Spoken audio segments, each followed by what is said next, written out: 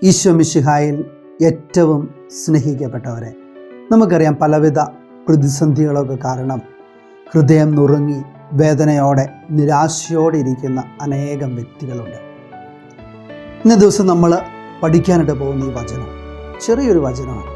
പക്ഷേ നിൻ്റെ പ്രതിസന്ധിയിൽ, നിൻ്റെ നിരാശയിൽ, നീ ഹൃദയം നുറുങ്ങിയിരിക്കുന്ന അവസ്ഥയിൽ നിനക്ക് സന്തോഷവും സമാധാനവും തരുന്ന വചനമാണ്. അത് സങ്കീർത്തനത്തിൻ്റെ പുസ്തകം 34 അധ്യായം 18 തിരുവചനമാണ്. വചനപ്രകാരമാണ്: ഹൃദയം നുറുങ്ങിയവർക്ക് കർത്താവ് സമീപസ്ഥനാണ്. എത്ര മനോഹര വചനം! നീ ഹൃദയം നുറുങ്ങിയിരിക്കുന്ന അവസ്ഥയിൽ നിൻ്റെ ദൈവം നിൻ്റെ കൂടെ നിന്ന് നിൻ്റെ ആ ഹൃദയം നുറുങ്ങിയ നിൻ്റെ വേദനയെ, നിൻ്റെ അസ്വസ്ഥതയെ, നിൻ്റെ പ്രതിസന്ധിയെ അറിയുന്നുവെന്ന് വചനം നമ്മെ ഓർമ്മപ്പെടുത്തുക.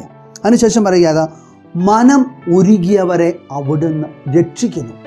പലവിധ കാരണങ്ങൾ, സാമ്പത്തിക ബുദ്ധിമുട്ടുകളായിരിക്കാം, അല്ലെങ്കിൽ മറ്റു പല കുടുംബ ബന്ധങ്ങളിലെ പ്രതിസന്ധികളായിരിക്കാം, മറ്റവിടെ സ്വപ്നങ്ങളും ആഗ്രഹങ്ങളൊക്കെ നടക്കാത്ത, അങ്ങനെ മനമുരുകി വിഷമിച്ചിരിക്കുന്ന അവസ്ഥയിൽ കർത്താവ് അവിടുന്ന് നിന്നെ രക്ഷിക്കുന്നുവെന്നാണ് പറയുന്നത്. നിൻ്റെ ആ മനമുരുകിയ അവസ്ഥയിൽ നിന്ന് കർത്താവ് നിന്നെ വാരിയെടുത്ത് കോരിയെടുത്ത് നിന്നെ രക്ഷിക്കുന്നുവെന്ന് ഓർമ്മപ്പെടുത്തി. അതിനുശേഷം പറയുന്നതാണ്: നീതിമാൻ്റെ ക്ലേശങ്ങൾ അസംഖ്യമാണ്. നമ്മുടെ ജീവിതത്തിൽ ക്ലേശങ്ങളും ബുദ്ധിമുട്ടുകളും അസ്വസ്ഥതകളും ഒക്കെ കടന്നു വരും. അത് അസംഖ്യമാണ്. അവയിൽ നിന്നെല്ലാം കർത്താവ് അവനെ മോചിപ്പിക്കുന്നു. ഒരു സ്നേഹമുള്ളവരെ, ജീവിത പ്രതിസന്ധി മൂലം നിരാശയിൽ പ്രത്യാശയെല്ലാം നഷ്ടപ്പെട്ട് മനമുരുകി വേദനയോടുകൂടി കണ്ണീരോടുകൂടി കഴിയുന്ന അവസ്ഥയിൽ നമ്മൾ ചൊല്ലി പ്രാർത്ഥിക്കേണ്ട വചനം 34 സങ്കീർത്തനം 18 തിരുവചനമാണ്. ഈ വചനം നിനക്ക് പ്രത്യാശ നൽകി നിന്നെ അനുഗ്രഹിക്കും.